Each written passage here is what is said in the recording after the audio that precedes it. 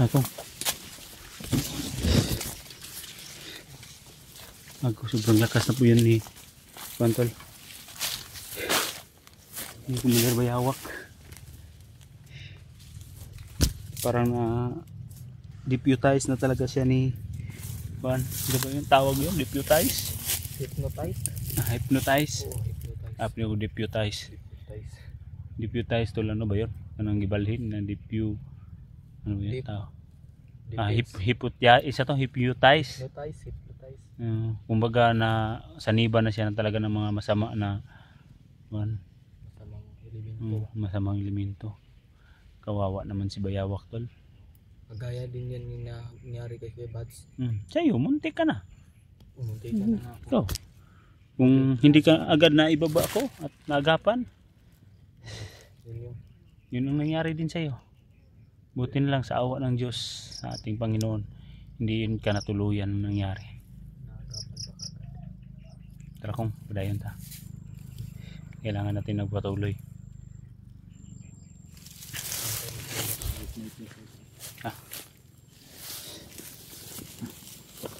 Dito tayo dadaan, huwag dyan.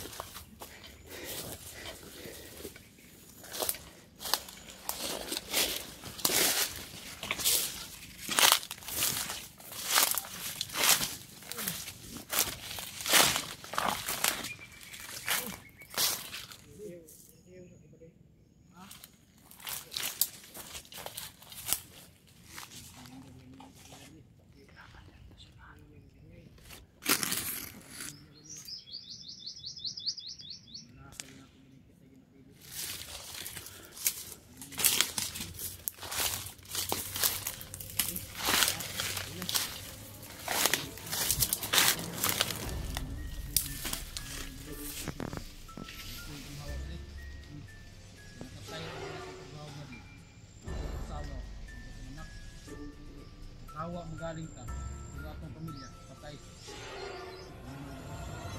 Mahala itang yun. Mga nagmatay ka ng kagawa ng pamilya dito.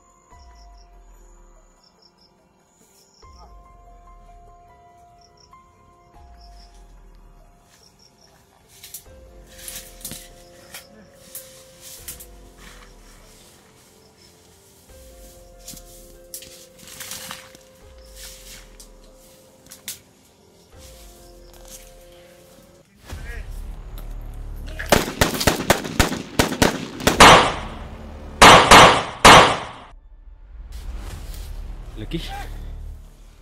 Buba!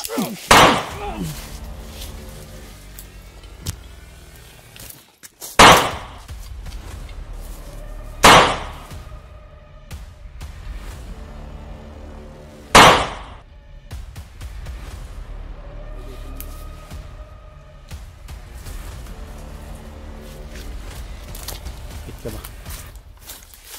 Parang naawa din ako sa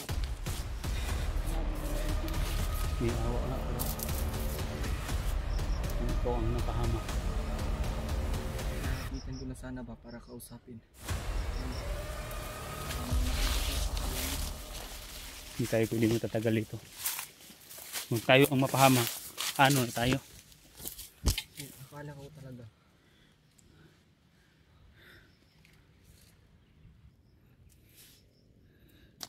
Bantayan ako. Dala tayo. Nag-reload ka? Kanina. Yun tol. Rinig-rinig mo namin tol. Yung mga putok dun sa kabila. Nais natin yun puntahan kong yung mga putok. Dahil alam ko talaga, malakas ang kutob ko talaga dito. Yung mga putok na yan ay putok po ng aming mga kasamahan. Oo, kasi At sinlaki nila ba? Kuya Bads, Mikoy, EG. Kanila yan ang putok. kasi Lakas talaga ang kutob ko. Single shot lang. Pero naalala ko lang dito tol. Si Commander Bayawak ba? O si Bayawak. Mabait na yun na bata. Mabait yun.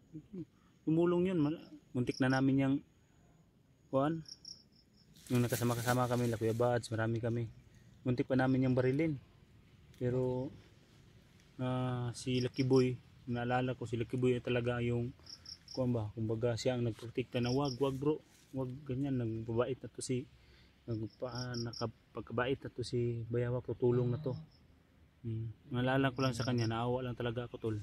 Dahil sa sinabi niya ba na iniwan daw namin siya. Oo. Hindi ko naman talaga yun iniwan. Hindi yan sa akin nakakahandol. Kung sa akin lang tol, kahit anong mayari. Hindi naman siya sa akin nakakasama. Nakasama lang kami noon yung may isang mission kami na nag-aabot-abot kami na si Lucky Boy yung kasama niya, si Kyung. Nawa talaga ako sa kanya tol. Pero wala tayong magawa.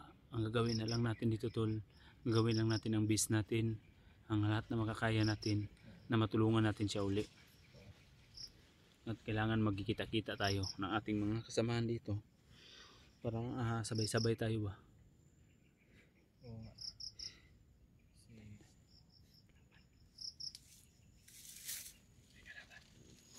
Parang may dumaan.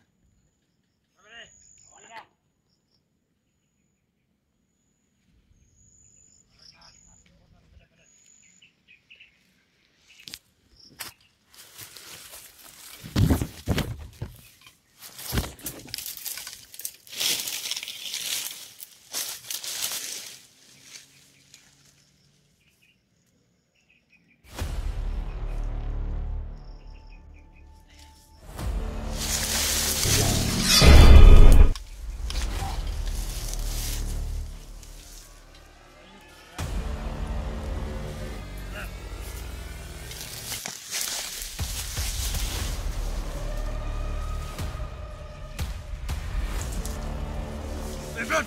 Tangina!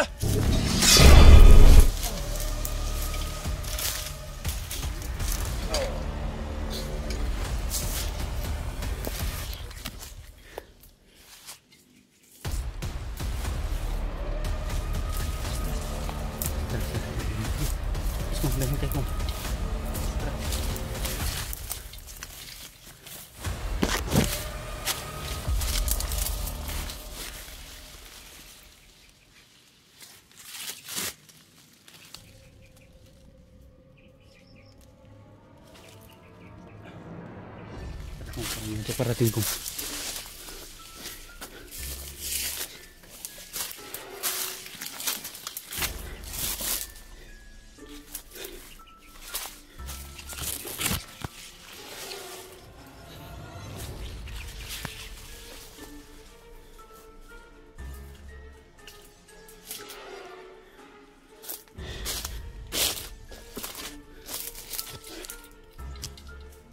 Namdaman ko may paparating pupunta dito.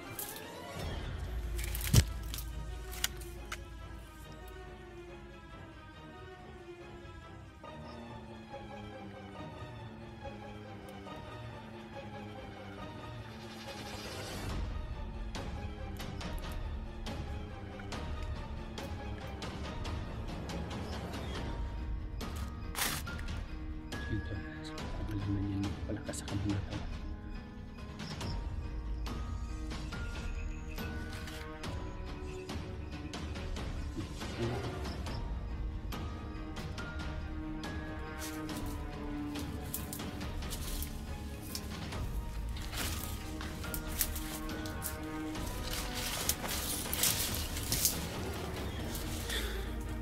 kailangan nating umatras dahil naramdaman ko na sobrang rami po talaga itong kalaban tol. At hindi natin pwede yung susugod-sugurin.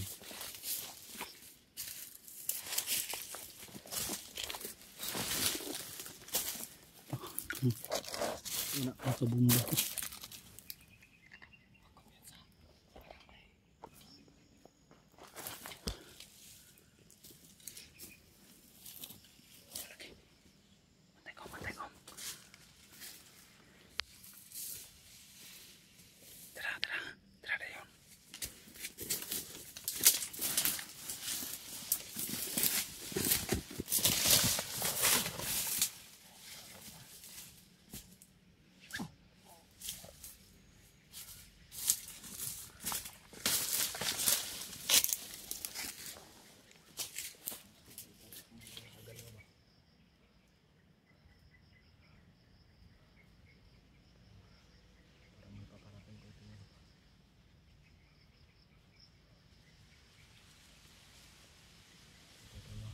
Hindi tayo pwede mo basta-basta gagalaw ha. Iba yung ihip ng hangin. Mga aso sa kabila. Tara. Dyan.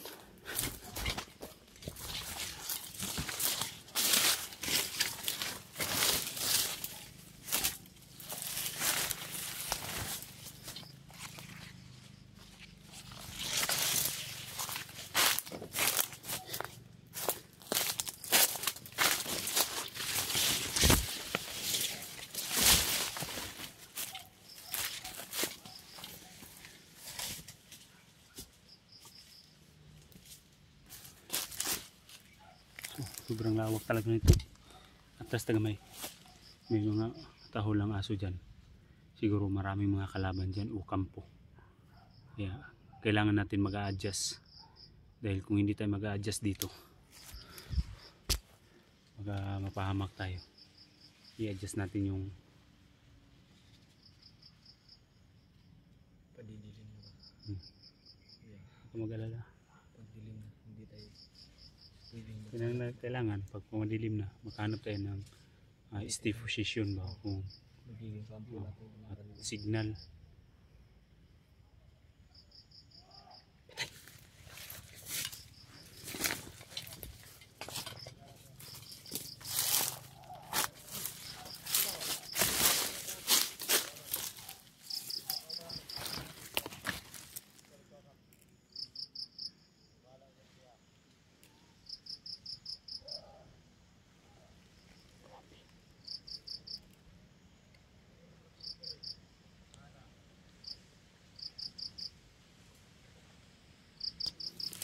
Yan ang banda to. May nakabantay. Silent kill lang muna tayo kung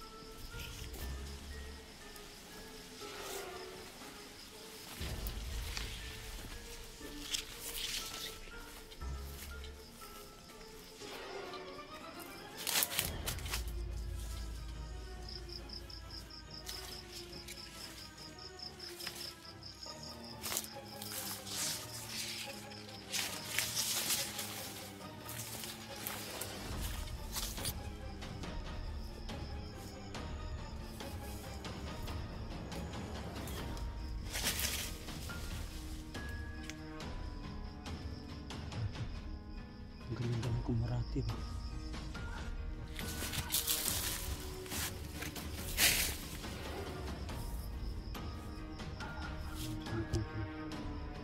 Ang galing ng kumarati. Pagmitan niya. Wow! Talka na agad.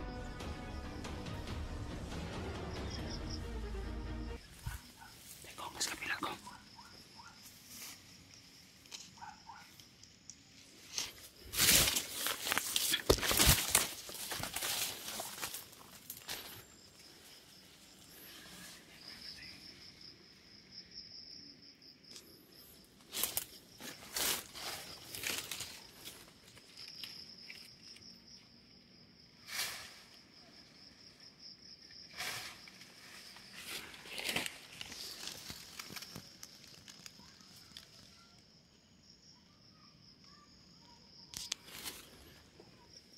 May mga busis sa ano, may mga busis ng mga bata. Positive talaga kampo dyan sa unahan.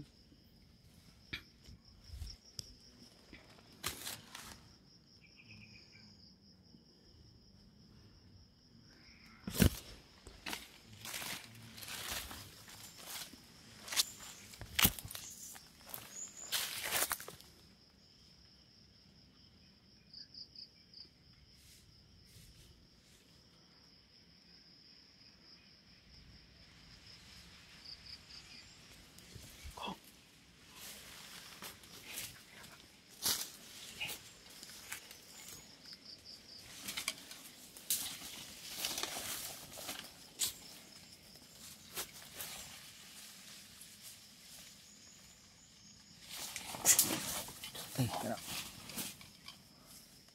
Patay lagi. Okay. Madidilim na. Ba tayo?